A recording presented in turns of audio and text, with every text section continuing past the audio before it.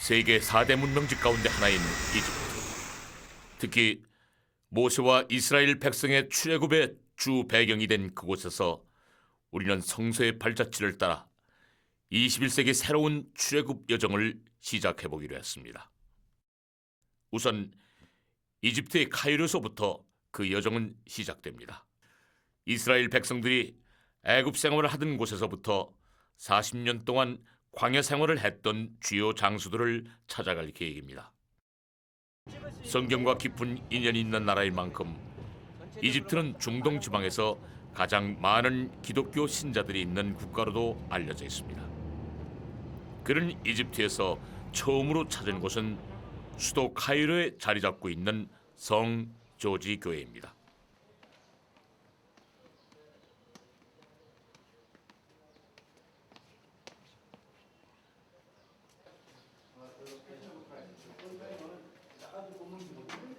아청문을 들어가 보니 내부에는 그리스도인들을 핍박했던 과거의 고문 기구들이 전시되어 있었습니다. 우리나라의 일제시대 못지않게 가혹했던 초대교회 시절의 어려움과 고통을 눈으로 확인할 수 있었습니다. 이 당시에는 그리스도인으로 산다는 것은 생명을 담보하는 엄청난 모험이었겠죠. 이 무자비한 고문 기구들에 의해 희생됐을 초대교인들, 그들의 신앙과 용기에 새삼 마음이 숙연해졌습니다. 찢는 거지, 막 양이 살을 막 찢는 거 이렇게 돌리면 아주.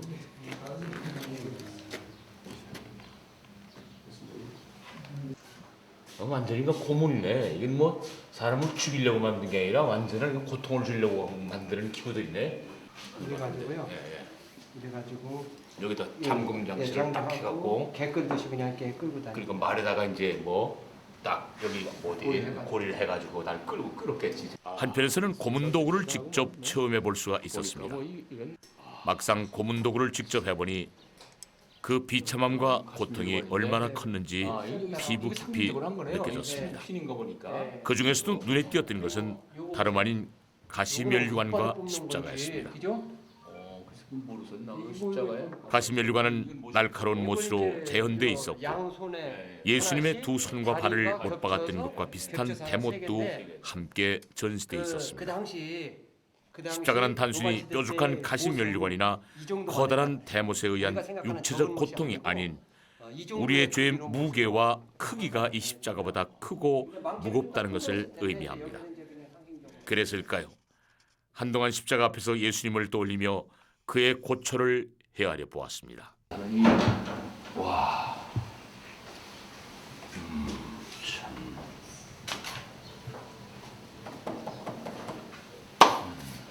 이건 대못이네, 대못. 이렇게 와, 이렇게 파고든다고 생각할 때 이게 끔찍하지. 와.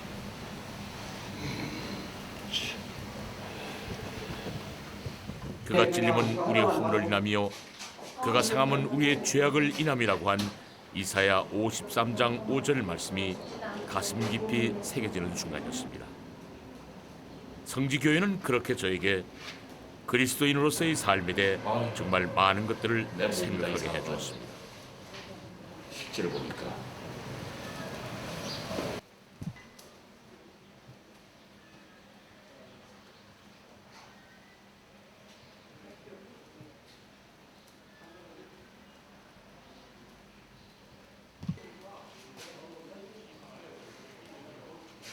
건물을 나와 거리를 걷다가 본 것은 유교병이었습니다. 말이죠. 저도 직접 헌금을 넣듯 통에 돈을 지불하고 유교병을 사 먹어보았습니다. 과연 그 맛은 어떨까요? 6월절을 기념하여 먹는 무교병과는 달리 이 유교병에는 누룩이 들어있는 그 맛이 괜찮았습니다.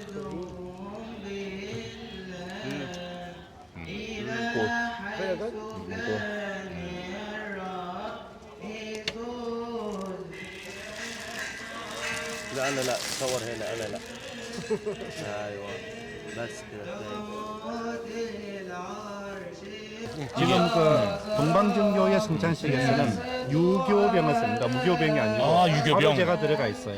그리고 뭐 들어가 있어요? 발효제. 발효제. 아, 그렇죠. 그리고 요 빵 자체도 지금 이 표시가 있습니다. 글자가 있죠. 예, 그래서 이 글자가 띄어 있는 것만 승찬식에서 빵을 쓸 수 있어요. 이거 뭐 글자를 뭐라고 썼을까요? 아, 지금 아마 이게 코트로 적혀 있는데 잘 안 보이는데 아마 십자가 가운데 있거든요. 지금 십자가 가운데 있어요. 그래서 이게 이제 승찬식 할 때 이 빵을 주고 그렇군요. 이게 살루다가 네 살. 빵에다가 하시고. 당연히 이거 도미 세 개 있잖아요. 예, 예. 이 세 개가 뭔지 아세요? 글쎄요. 난 삼위일체로 얼핏 삼위일체. 생각을 했는데 그게 아니고 예. 마리아, 예, 예수, 마리아, 요셉, 예수, 요셉. 네, 세 분을 이렇게 상징적으로 예, 이렇게 예. 도움을 만들어 놓은 겁니다. 예. 과거 예수님이 피난 왔던 애국, 즉 오늘날의 이집트에는 이처럼 예수님과 마리아, 요셉을 상징하고 기념하는 상징물들이 눈에 많이 띄었습니다. 무슬림과 기독교가 공존하는 이집트에서 이처럼 성경과 관련된 건물과 유적들을 많이 볼 수 있다는 것은 굉장히 흥미로운 사실이었습니다. 공중교회 역시 그런 곳 가운데 하나였습니다. 교회를 올라가는 총 24개의 계단은 예수 그리스도의 예루살렘 승천을 상징합니다. 특히 첫 번째 12개의 계단은 유대의 12부족을, 나머지 12개는 12제자를 뜻한다고 합니다. 아랍어로는 무알라카, 우리나라 말로는 매달린다는 뜻을 가진 공중교회는 바빌론 성체의 남서쪽 돌출구를 기반으로 건설됐습니다. 원래 이곳은 파라오 시대의 신전터였습니다. 이후 로마의 신전터로 쓰였던 공중교회는 알렉산드리아 교구에 거주했던 콥트 교황이 이곳으로 옮겨와 거주함으로써 이집트 교회의 본부가 됐다고 합니다. 공중교회 내부는 많은 관광객들로 붐볐습니다. 그 안은 성모 마리아와 아기 예수를 묘사한 여러 점의 성화들로 장식되어 있었습니다. 공중교회는 유럽의 여느 교회와는 또 다른 독특한 내부 분위기를 연출하고 있었습니다. 웅장하고 압도적인 유럽의 교회와는 달리 중동 특유의 섬세함과 화려함이 느껴졌습니다.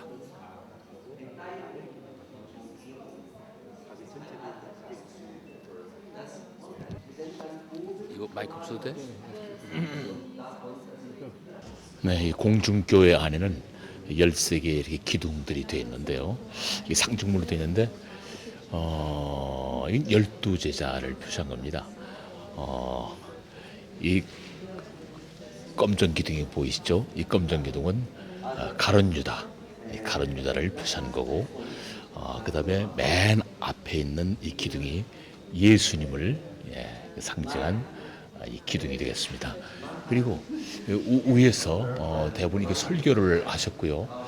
이 성당 공중교회는 뭐 우리나라로 말하면 명동 성당과 같은 그런 성당이 되겠습니다. 이런 예수께서 그의 제자를 2명씩 보내셨음을 상징한다고 합니다.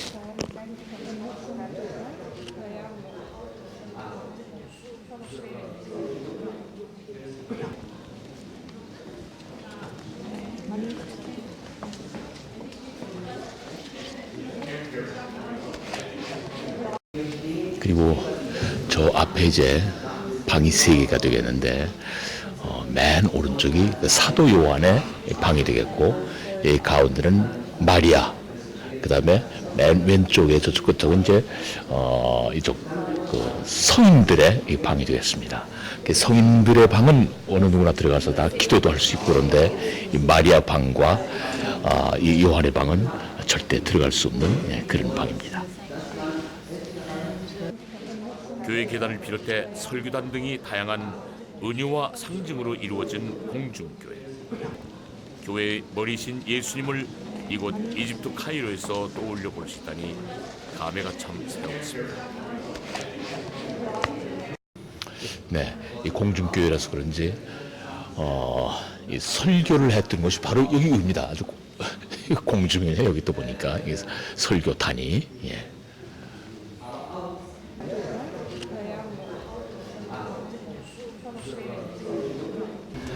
교회를 나온 저는 시내 거리를 걸었습니다.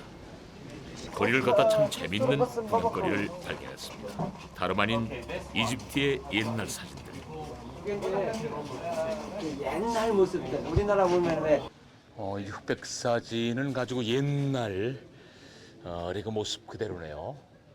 흑백 사진을 보니 타임머신을 타고 시간 여행을 온 것 같죠. 그 사진 속에서 이집트인들의 놀라운 지혜도 엿볼 수가 있었습니다. 이 밴드 이거 배.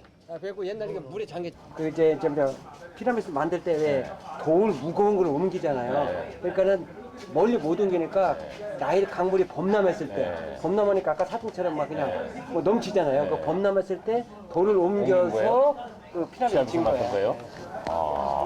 그런 사진들 이제 파는 거죠. 그렇게 이집트를 좀 더 알아가면서 걷다 보니 어느덧 나일 강변에 이르게 됐습니다. 자, 목사님, 저희들이 이거 설레는 마음으로 그 출애굽 여정을 이번에 준비하면서 왔잖아요. 예, 그렇습니다. 이게 이제 이 나일강 유역에 왔는데 이곳에 말입니다. 그 예수님께서 피난 오실 때 예. 이쪽 지역으로 그 피난을 오셨다고 그러는데 예. 뭐 이곳이 그곳이라는 얘기도 있는데 그게 사실입니까? 예, 그러니까 예수님께서 네. 애굽으로 피난 네. 오셨는데 네. 애굽에서도 한 군데만 머물러 있었던 것이 아니고 한 이곳 그 콥트의 콥틱 교회에 의하면 네. 한 2년 정도 있었다고 그래요. 네. 그 중에 이제 바로 여기 우리 지금 여기 서 있는 이곳은 네. 애굽에 내려오셔서 이 나일 강변에 배를 타고 더 남쪽으로 내려가는데 바로 더 남쪽으로 내려가기 위해서 바로 배를 탔던 장소예요. 아, 이거죠. 예. 아. 그리고 그 장소에 오늘날 마리아 교회, 마리아 콥틱 네. 교회가 이렇게 세워져 있습니다. 그렇군요. 지금 마침 미사를 드리고 있는 것 같습니다. 네. 소리 나는 거 보니까요. 한번 교회 안으로. 성경에 그럴까요? 애굽으로 기록되어 있는 이집트에는 아기 예수님을 기념하는 장소와 상징들이 많이 있습니다. 그중 한 장소가 이곳 네. 마리아 콥틱 아, 이곳이 콥토 교회 지금 마리아 교회입니다. 교회 입구에서부터 예배드리는 소리가 이방 순례자의 마음을 경건하게 만들어줍니다. 또 이렇게 향을 하더라고요. 여기는 항상. 저도 먼 발치에서 우리와는 조금 다른 마리아 콥틱 교회의 예배 모습을 지켜보았습니다.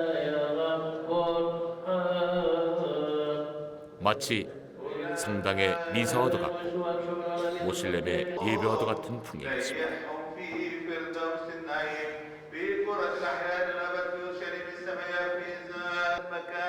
이 같은 독특한 교회 분위기는 콥틱교가 카톨릭에서 파생된 이집트의 기독교이기 때문이라고 합니다.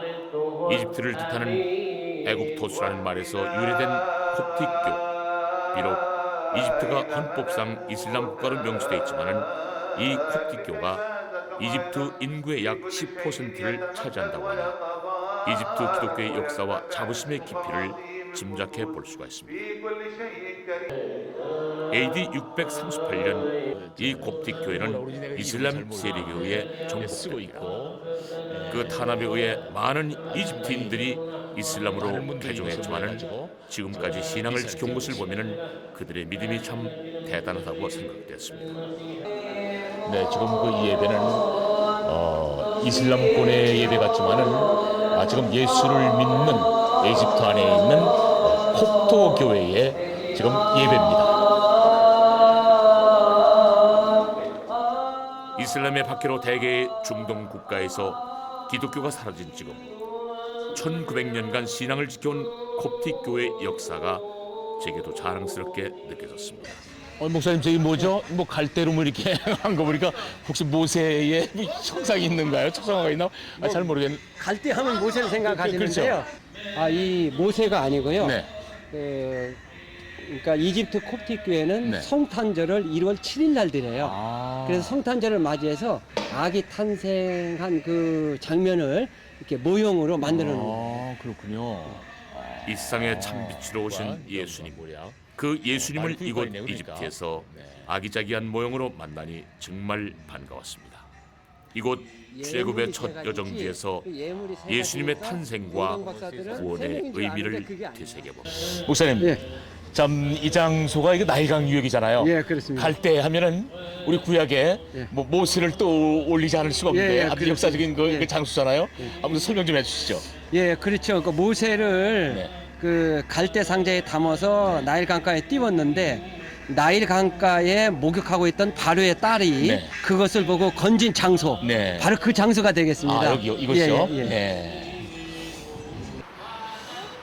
저 갈대숲을 한참 바라보고 있느라니까 그 모세 어린 모세의 울음소리가 들려오는 듯합니다.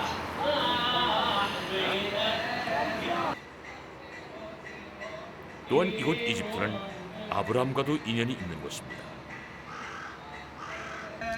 그 아브라함이 기근 때문에 예. 그 저 애굽으로 피난을 왔잖아요. 예, 그렇죠. 그런데 이곳 어디 부근이라고 그러는데 어쩜 되는지 예, 아십니까? 그거 이제 저도 궁금했는데요. 예, 성경의 역사를 보면 예, 예. 그 이집트 출애굽 당시에 네. 그 수도는 저 남쪽의 룩소지만은 아. 왕궁터의 모든 행정 중심은 바로 저 강 너머 네네. 저 대추야자가 있는 아. 저 녹지역이라 그래요. 아 이곳이었군요. 그러니까. 예예. 아. 그러니까 아브라함도 당시 당연히 행정도시였던 왕궁이 있던 바로 이 강 건너 저편으로 아. 기근을 빼서 왔다고 볼 수가 있습니다. 그랬겠네요. 예, 예. 이 나일강의 길이가 어느 정도나 될까요? 아 이전에는요 네. 세계에서 가장 긴 강이었다고 그래요. 아, 그랬어요? 그러니까 이 나일강이 이제 비가 오면 네. 흘러서 저 하류에 네. 범람을 통해서 네. 삼각수가 이루어졌는데 이 아스완댐이 건설되면서부터 네, 네. 범람이 줄어들어서 성경에 나오는 고센 땅이 줄어든다 그래요. 그건 저 유구한 역사와 함께 잡아봤어요. 흘러온 나일강. 촬영 가가지고. 이집트 문명의 젖줄이었던 조그만하고. 이 강에서 나일강에 성경 속 인물은 물론 현대 이집트의 발전 모습도 함께 살펴볼 수가 있었습니다. 나일강을 떠나 차로 이동해 가는 곳은 구 카이로 시가지에 위치한 죽음의 도시입니다.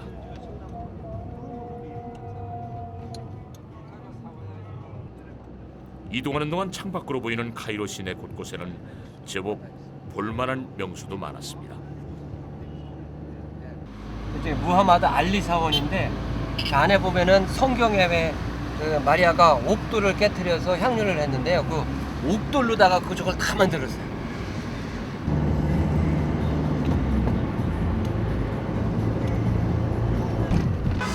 네, 이 차를 타고 오다 보니까 이 무덤들이 계속 있던데요. 예, 엄청나게 예, 이거 아주 대단하대요 보니까. 예. 예. 이 도시를 무슨 저 죽음의 도시라고 그렇게 불린다고 그러는데요. 예, 그래서 이제 네크로폴리스. 네. 네크로는 낮은 그런 뜻인데요. 아. 어쨌든 죽음의 도시라고 불리는데 엄청나게 큰 것을 이제 볼 수가 있었고요. 네. 비록 출애굽 당시의 것은 아니지만 이 엄청난 규모의 공동묘지를 보면서 이스라엘 백성들이 애굽에서 나와서 네. 홍해 바다 앞에 섰을 때에 그들이 한 말이 기억이 납니다. 네. 애굽에 매장지가 없어서 사실 이렇게 엄청 많네. 매장지가 없어서 우리를 이곳까지 끌고 와서 여기서 광야에서 죽게 하느냐 죽이려고 하는 그런 말씀이 생각나는 네. 그러한 도시이기도 합니다. 예, 안이 어떤지 한번 궁금한데만 안에 한번 들어가 예. 보시죠. 예, 가족이. 그렇게 하죠. 처음에는 왠지 섬뜩한 느낌이 들었습니다. 이름처럼 곳곳에서 무덤과 비석들을 볼 수 있었지만은 이곳은 생각만큼 황폐하거나 무서운 곳이 아니었습니다. 죽음의 도시도 사람이 사는 도시와 똑같았기 때문이죠. 이게 차를 그 타고 가면서 보니까 예. 뭐 일명 죽음의 도시라고 불리웠던 예, 예. 카이로 안의 이 무덤들이 뭐 그냥 맨 무덤만 있는 줄 알았더니 예. 이 사람들이 여기서 생활들을 하고 그러네요. 저도 깜짝 놀랐습니다. 그렇죠. 아주 이 안에 의외죠. 들어보니까 뭐 예. 이렇게 담배 피시는 분들, 예, 그다음에 자동차 수리, 예, 예, 예, 뭐 가게, 아. 또 뭐 아이들 뭐 공을 갖고 이렇게 하고 아주 의외입니다. 예, 예. 이런 곳은 무덤인데요. 예? 이쪽은 무덤이 있고 바로 무덤 옆에 유리 만드는 데도 있어요. 네. 저는 그 중에서 눈에 띄는 한 가게 안으로 들어가 봤는데요. 유리 공예품을 판매하는 곳이었습니다. This morning, what restaurant? Very, very nice. Just meat. 알록달록하고 다양한 모양의 유리 공예품이 진열된 가게. 그 안을 후끈하게 만든 것은 바로 뜨거운 용광로였습니다. 새로운 작품이 끊임없이 생산되는 용광로는 이곳이 죽음의 도시라는 것을 잊게 해주기에 충분했습니다. 유리물이 굳기 전에 모양을 만드는 젊은 공예사의 손에선 노련함은 물론 용광로보다 뜨거운 장인 정신이 느껴졌습니다.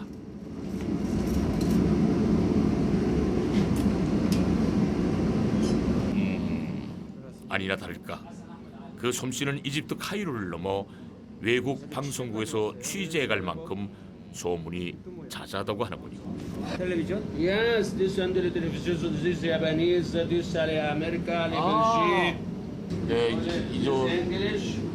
공동묘지 안에 이제 호르만 유리 만드는 사이가에서 들어왔더니 아주 이 양반이 이처럼 이 가게가 건재할 수 있었던 이유는 뭐니 해도 전통, 특히 가족이 하나가 돼 유리 공예를 가업으로 이어가고 있었습니다. This for this Andri family for hand here. For hand here. 44년을 했던 거? بيقول لك بقالك كام سنة بتشتغل.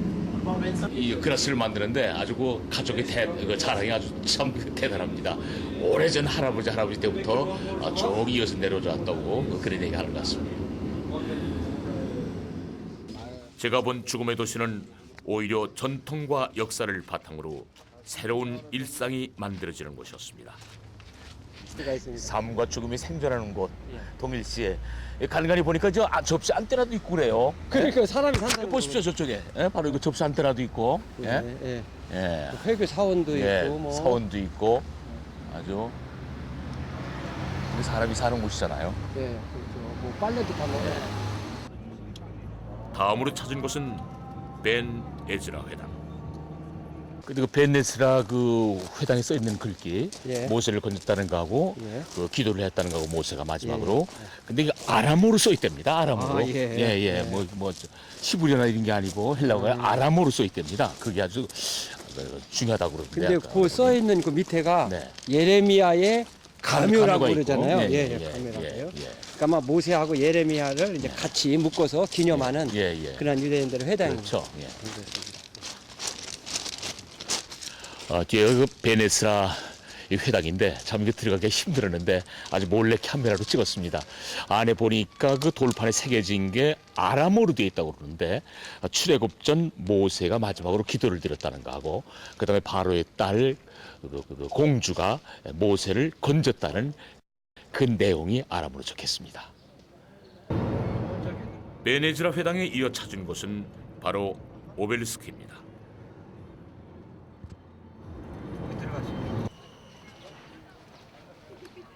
엄청난 건축물이 저를 기다리고 있더군요. 지금 보고 있는 곳은 기원전 2000년 전에 만들어진 세소 스트리트 1세 오벨리스크라고 하는데요. 뭐라 그래? 조금만 위에 나와 있는 거거든요. 근데 이곳은 이제 그 태양신도 여러 신들이 있습니다. 태양신 라, 하늘에 있는 태양신요. 그다음에 소의 여신인 하토르 여신, 이런 여러 가지 신들을 이 안에 공간 안에다가 따로 독립된 신전을 만들어 가지고 태양신도 모시고 소신도 섬기고 했던 장소입니다. 지금 정면에 보는 오베리스크가 기원전 2000년, 지금으로부터 오벨리스크는 고대 이집트 태양신의 상징이고 세소트리트는 이집트 제12조 왕조의 파라오입니다. 붉은색 황암으로 되어 있는 통돌로 만들어졌습니다. 맨 꼭대기 보면 피라미드 모양을 뾰족하잖아요, 그죠? 뾰족한 저 부분에 태양이 있고, 오벨리스크의 뜻은 바늘, 그 뜻처럼 뾰족한 탑의 높이가 자그마치 20m에 이른다고 하니 대단하죠. 베이트 셰메스라고 해서 태양의 집 또는 네, 이 오벨리스크가 서 있는 이곳은 그 요셉의 장인이 그 제사장으로 있던 곳인데 저희들이 그 들어가서 좀 여기저기 좀 이렇게 좀 촬영도 하고 싶었는데 아주 뭐 들어가지 못하게 완강히 말리는 바람에 저희들이 밖에서 이렇게 지금 영상에 담고 있습니다. No picture. Would you please? 오벨리스크는 이집트의 6개를 비롯해 유럽과 미국 등지에 모두 30개 정도가 세워졌는데요. 현재 현장에 남아있는 가장 오래된 오벨리스크는 바로 제가 본 세소 스트리트 1세인 것입니다. 그 높은 기둥에 새겨진 비문에는 파라오의 즉위 30주년을 축하하는 세티 축제가 기념해 세워진 것이라고 적혀 있더군요. 이제는 이집트의 대표적인 명소를 찾아갈 차례입니다. 바로 피라미드입니다. 세계 7대 불가사의 피라미드는 이미 세계적인 관광 명소로도 우리에게 잘 알려진 것이죠. 피라미드는 이집트 곳곳에서 7, 80개가 발견됐지만은 이 중에서 가장 빼어난 것으로 손꼽히는 것은 단연 기자 지구의 3대 피라미드라고 할 수가 있습니다.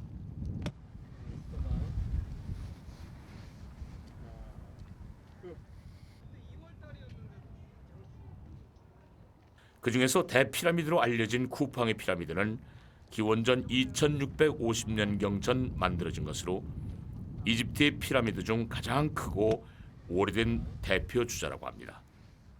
원래 높이만 해도 145m였고 수톤 무게를 자랑하는 석재들만 200만 개 이상이 모여 만들어진 것이라고 하니 그 위용이 얼마나 대단한지 느껴집니다. 그런데 한 가지 재밌는 것은 피라미드 주변에 자그마한 돌무더기들이었는데요. 이것은 바로 왕비들의 무덤이라고 합니다. 아니 그럼 이게 왕비들이 이렇게 많았나? 여기저기 공사하다 마는 것 같은 그렇게 보이는데. 앞에가 있었어요. 예, 이렇게. 예. 우리나라 조선시대처럼. 뭐 삼척 궁녀가 있는 것도 아니고요. 여기 바로 이제 귀족들의 또 무덤입니다. 귀족 무덤이요. 귀족들. 귀족들의 무덤이 이렇게 많군요 이쪽에. 황량한 사막 가운데 세워진 기적의 건축물. 그 주변을 걷다가 신기한 흔적을 발견하게 되었습니다. 근데 저거는 이거 보니까 멀리서 보니까 배 모양 같은데요. 예? 배 모양.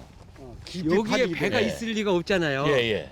근데 배 모양 같은 게 있는데 맞습니다. 네. 저게 이제 거의가 대부분 학자들이 이제 미라를 싣고 온 배를 놨던 곳이에요. 미라를 여기까지 싣고 왔어요? 예, 예. 어떻게? 그러니까 이제 그 강이 이제 범람했을 범람할 때, 때. 이제 어느 정도는 이제 끌고 왔겠죠. 그래서 우리나라는 죽으면 황천강을 걷는다 그러고 네네. 우리 신앙적으로는 요단강을 걷는다 걷는다고. 그러는데 예. 이집트 사람들은 나일강을 나일강을 걷는다. 걷는다 그래요. 그래서 나일강을 기준으로 해서 동쪽은 해가 뜨는 곳이니까 생명을 상징하고 서쪽은 해가 지니까 죽음을 상징하기 네, 때문에 이 죽음을 상징되는 이 무덤의 피라밋은 항상 나일강을 중심으로 해서 서쪽에 서쪽에 있는 있겠군요. 거예요. 예, 그러니까 서쪽에 있는데 동쪽에서 저 미이라를 배를 타고 나일강을 건너서 마치 요단강을 걷는 것처럼 네, 네, 네. 이 서쪽에 미이라를 오는 거죠. 아. 그 배의 모습이 지금 있습니다. 그렇군요. 강에서 사막까지 배를 이용했다는 이집트인들. 그 지혜도 놀라웠지만은 가까이 가보니 그 규모에 2번 놀라게 됐습니다. 또한 피라미드는 주로 나일강 서쪽에 밀집돼 있는데 그 수수께끼도 함께 풀리는 순간이었습니다.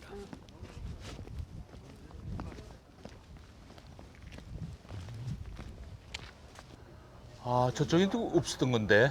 예, 그게 이제 여기에서 배 무덤이잖아요. 이게 예. 여기에서 실었던 그 당시의 배 모형을 박물관처럼 전시해. 그래요? 세계에서 가장 높은 문화재이면서 당시 군주인 파라오의 힘과 권력을 유감없이 보여주는 피라미드. 삼각뿔 모양의 그곳의 안은 과연 어떻게 생겼을까요? 궁금한 마음에 저는 한 왕비의 피라미드 내부로 들어가 보기로 했는데요. 통로는 땅굴처럼 길면서도 좁았고 어른 한 명이 간신히 지나갈 정도의 크기였습니다. 완전히 저기거든요. 낮은 토막. 죽은 후에 세계로 왜? 예. 아이고 그만하구나. 좀 내려가네. 좀 내려가요. 여기는 내려올만하다. 왕의 무덤은. 죽은 후에 어떻게 될 거냐 이거에 대한 관심. 일반적으로 무덤으로 알려진 피라미드 내부는 이처럼 여러 층으로 구조화되어 있었습니다. 호기심이 발동한 저는 무덤 가장 깊은 곳, 미라가 안치되어 있던 자리에 직접 누워봤습니다. 이렇게 놓겠지? 이렇게 하고 손을 어떻게 했을까? 손을 이렇게 했을까? 이렇게 하고 죽었다. 뭐 내키나 내 책이랑 비슷한 사람이 여기 누웠었구만 보니까.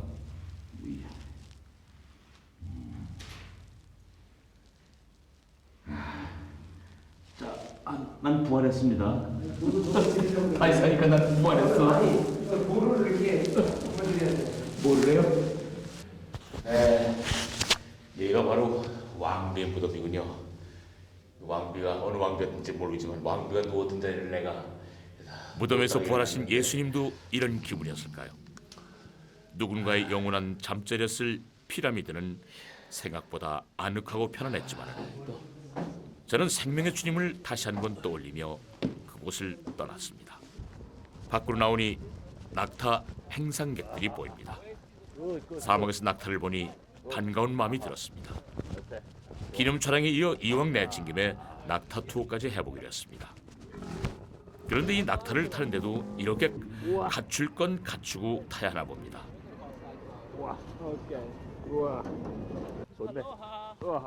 어떤가요? 저도 이집트인 같나요? 낙타를 타고 사막으로 고행.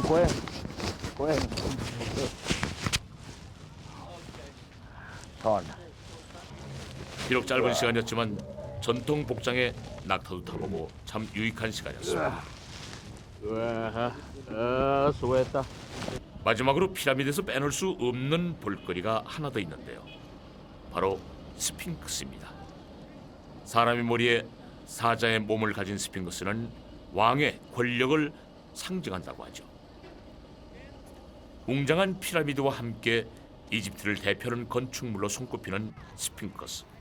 그 중에서도 가장 크고 오래된 것이 바로 카포라 왕의 피라미드를 지키고 있는 스핑크스로 이집트인들의 건축술과 예술성이 얼마나 대단한지 느낄 수가 있었습니다. 어느덧 이집트에도 밤이 찾아왔습니다. 이집트의 야경을 만끽하려면 이것을 꼭 타봐야 한다고 하는데 바로 나일강 유람선입니다.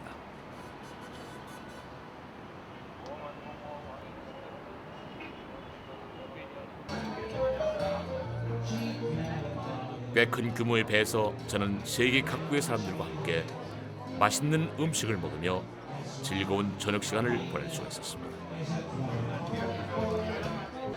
낮과는 또 다른 모습의 나일강은 참 매력적이었습니다.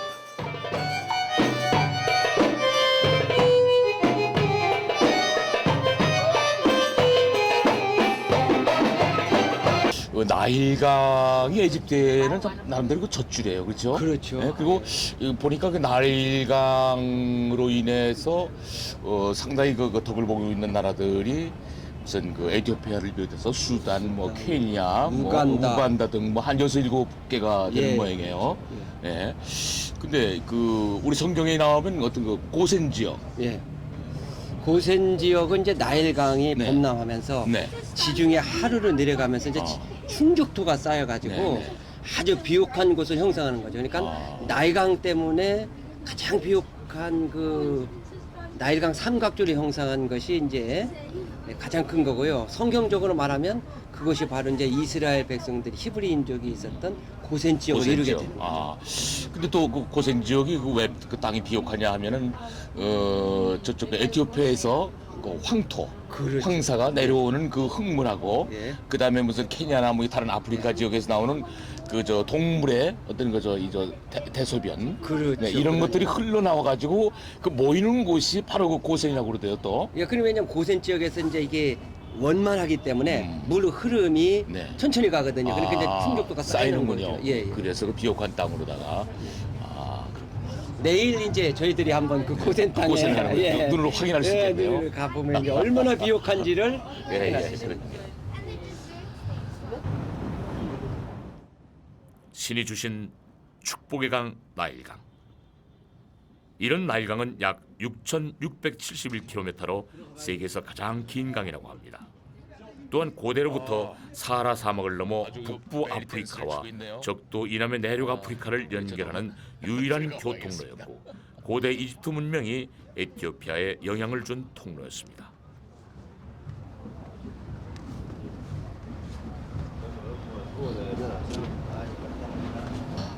참 하나님께서 주신 축복의 강이죠.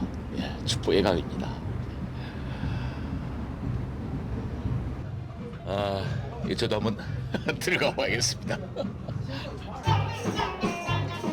한편 고란에서는 이집트의 전통적인 수피 댄스로 분위기가 한층 뜨겁게 불고 있습니다. 있었습니다.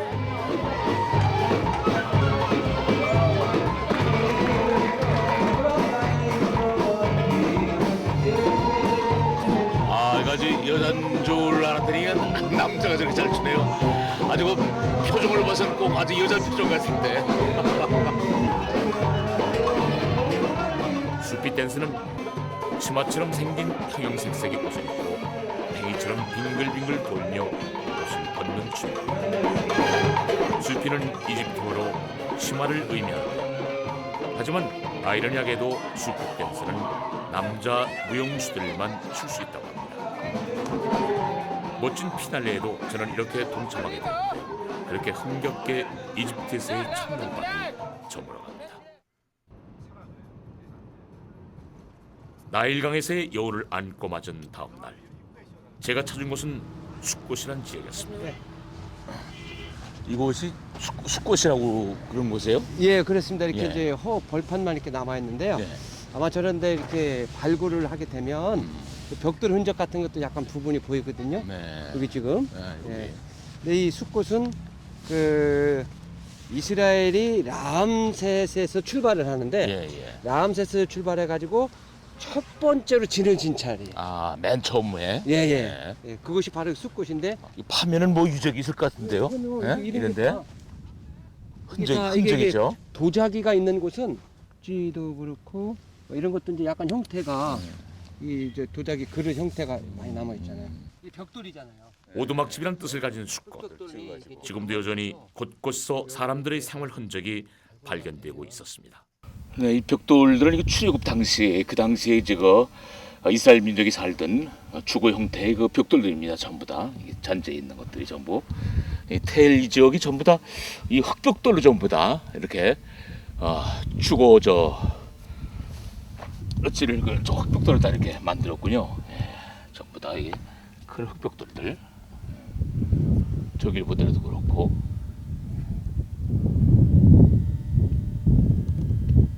이곳이 좀 더 개발되면은 이스라엘 백성들의 생활에 대해 좀 더 알 수 있지 않을까 생각을 해봤습니다. 숫꽃을 떠나자 창밖 풍경이 조금씩 푸르게 변해갔습니다. 그 모습을 보고 이스라엘 백성의 생활 터전이었던 고센에 다다랐음을 알 수가 있었습니다.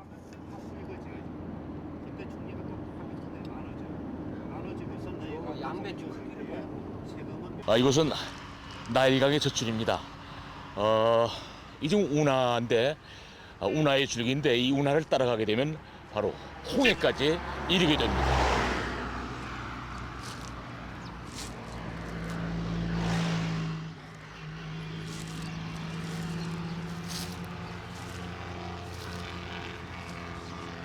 또 이제 본격적으로 이러한 초원 지대가 완전히 펼쳐지죠. 그러니까 이집트에서 벌써 이렇게 넓은 지역이 이런 초지가 있다고 하는 것을 보면 고센 지역이 얼마나 넓고 비옥한 지역인 것을 알 수가 있습니다. 고센 지역은 그 옛날부터 상당히 비옥한 땅이었는데 그렇죠. 지금도 역시 변함없이 예, 그렇습니다. 아주 풍요로움을 상징하네요. 푸른 초장을 안고 있는 고센을 뒤로하고 찾은 곳은 비돔입니다. 성경에 이 바로가 이스라엘 백성들에게 힘든 일을 시키기 위해서 처음에는 집을 줬지만은 나중에는 집을 주지 않았거든요. 이제 그러한 사실들이 바로 이곳에서 고고학적으로 확인이 된 그러한 곳입니다. 예, 그래서 맨 밑에는 집이 있고 그 다음에 가운데는 자풀이 있고 맨 위에는 집이 없는 그러한 3단계의 벽돌의 흔적이 발견된 곳이 바로 이 비돔성이기 때문에 성경의 내용을 그대로 보여주는 곳이기도 합니다. 비돔은 성경에 비상시 식량과 무기를 비축해 놓은 국고성이라고 기록되어 있기도 합니다. 비돔 옆으로 흐르는 강은 현지인들의 소소한 일상 터전인 동시에 이처럼 중요한 교통로가 되고 있었습니다. 그 모습이 참 평화로워 보였습니다. 이 국고성 바로 우리가 옆이잖아요. 다음 여정지로 가기 위해서 저 역시 이 강을 건너야 하는 상황이었습니다. 마침 강을 왕복하는 배가 있다고 하는데 생각보다 조용하고 천천히 움직이더군요. 과연 이 배는 어떻게 움직일까 궁금해졌습니다.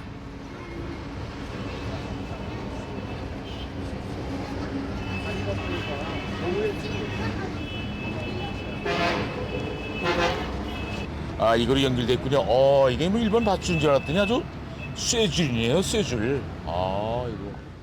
이처럼 인력을 통해 움직이는 배. 조금은 수고스럽지만 요즘 같은 친환경 시대에 안성맞춤인 교통수단이 아닌가 생각했습니다. 자, 이제 천천히요, 천천히. 아, 다 왔네 벌써. 네, 천천히. 아, 이거 타보니까 아주 옛날 생각납니다. 오랜만에 아주. 다음으로 찾은 곳은 람셋이었습니다. 고센 지역 중 한 구역인 람셋은 이스라엘 백성들의 고된 삶의 흔적을 찾아볼 수 있는 곳입니다.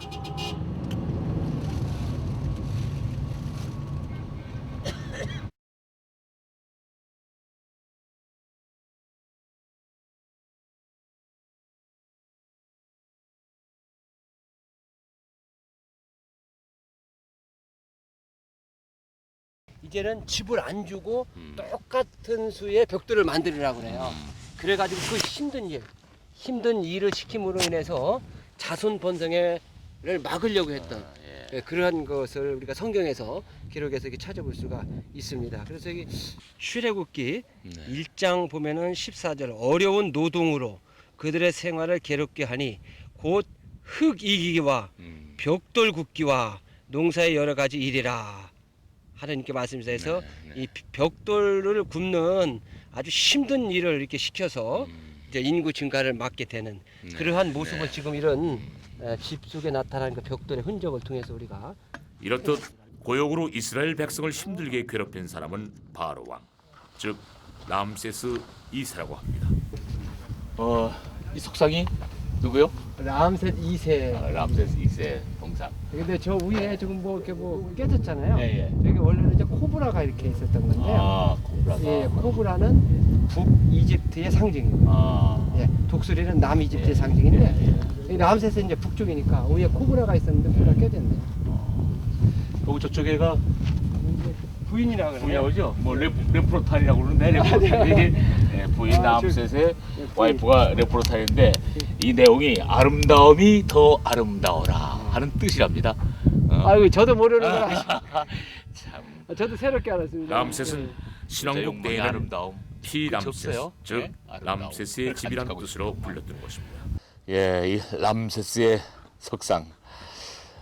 이렇게 누워 있습니다. 아무 말도 못 하고. 그 마지막 순간은 이렇게 장식했겠죠. 예. 뭐 이제는 아무 힘이 없는 무의미한 존재가 되었습니다. 참 인생 무상하죠. 예, 풀과 꽃과 같고. 람세스는 이처럼 람세스를 기념하는 석상들이 많았습니다. 이 석상을 보며 인간의 권력과 권세가 하나님 앞에서 얼마나 험한 것인지 알게 됩니다.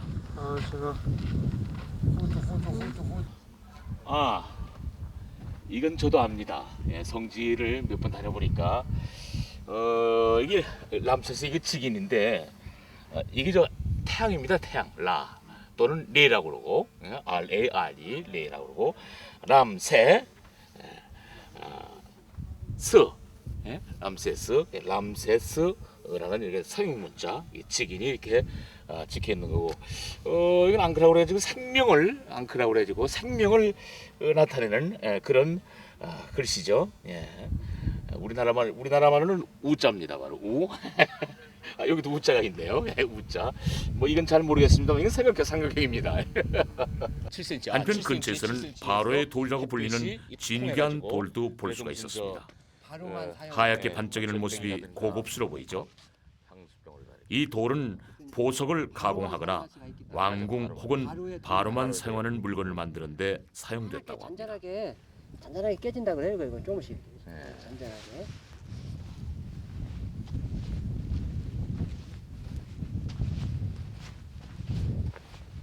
람세스 석상과 멀지 않은 곳에는 시삭의 묘가 자리하고 있었습니다. 시삭은 이스라엘 왕이 솔로몬에서 여로보암으로 바뀔 당시 애굽을 통치하던 왕입니다. 이곳이 그의 묘라는 것은 무덤 내 직인을 통해서 알 수 있다고 합니다. 일반 직인하고 좀 굉장히 복잡하잖아요. 이게 바로 성경에 나오는 시삭 이름이 새겨진 시삭이 이제 상형 문자로 새겨진 직인이거든요. 그러니까 벽에 새겨진 시삭이 다양한 왜 문양을 해석하다 보니 그리고 여기 보면 고고한 탐사 대원이라도 된 듯한 배잖아요. 느낌이었습니다. 무덤에 왜 배를 왜 그려놨겠어요? 무덤에. 우리나라는 죽으면 왜 황천강 건넌다고 하는 것처럼 그 이집트인들은 나일강을 건너는데 못 타고 건너겠어요. 바로 배를 타고 건넌 거거든요. 그 지금 이제 배를 타고 우리는 황천강 건너듯이 이집트인들은 배를 타고 나일강을 건너는 거거든요. 동쪽에서 서쪽으로. 예, 서쪽으로. 그래서 서쪽은 죽음을 상징하는 그래서 피라미드이 있고 그래서 이제 이 그런 것을 이제 이 무덤 안에다가 그다음에 이제 뭐 이렇게 이집트를 상징하는 것 가운데 하나 이제 뭐 코브라 요 정도만 알아도 재미있거든요. 아까 그 저 아시대요. 그 요 동그라미는 라 이렇게. 마침 사실 고센 지역은 강수량은 적지만 나일강의 봄나무로 세계적인 곡창지대가 될 수 있었다고 합니다. 특히 람셋은 동그란 거. 150년 동안 발굴이 되다가 지하수 분출로 지금은 일부만 발굴이 된 것이라고 합니다. 씻는다 이거.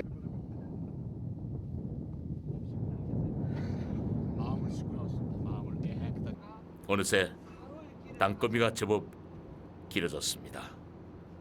둘째 날 여정의 마지막 방문지는 바로 홍해입니다. 빅터 호수라고 불리는 홍해. 그곳에서 수평선 넘어 빨갛게 물드는 노을을 보니 그 아름다움에 하루의 피곤함이 씻겨나간 듯 했습니다. 어쩌면 이 석양은 한국에서 이곳까지 달려온 제게 주시는 하나님의 선물이 아니었을까 생각됩니다.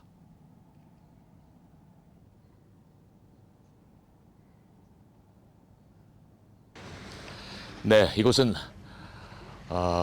빅터 호수인데요. 그 이스라엘 그 백성들이 그 출애굽한 그 현장에 지금 와 있습니다. 이 빅터 호수는 홍해라고도 그러는데요. 학자들에 의하면은 이곳 이 빅터 호수에서부터 출발했을 거다 하는 그런 추정들을 하고 있죠.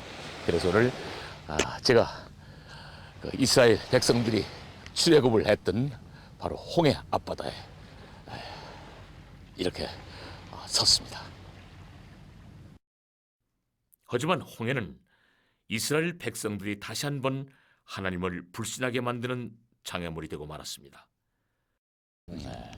참 지금도 좀 아쉬운 것은 항상 그 우리 하나님께서는 그 이스라엘을 사랑하셨단 말이에요. 두려워 말라, 놀라지 말라, 너와 함께 함이리라 항상 그랬는데 그리고 또 이스라엘 백성들에게 그 표적들을 많이 보여주잖아요. 10가지 재앙이며 뭐 여러 가지를 보여주는데 뭐 물난 거 무슨 뭐 메추라기 뭐 만나들 여러 가지 그 사건들 속에서 그 하나님을 믿을 수 있었는데 말이야. 끝까지 원망하고 끝까지 하나님을 신뢰하지 못하는 이스라엘 백성들이 어떤 면에는 이야 참 믿음이 약한 백성들이다.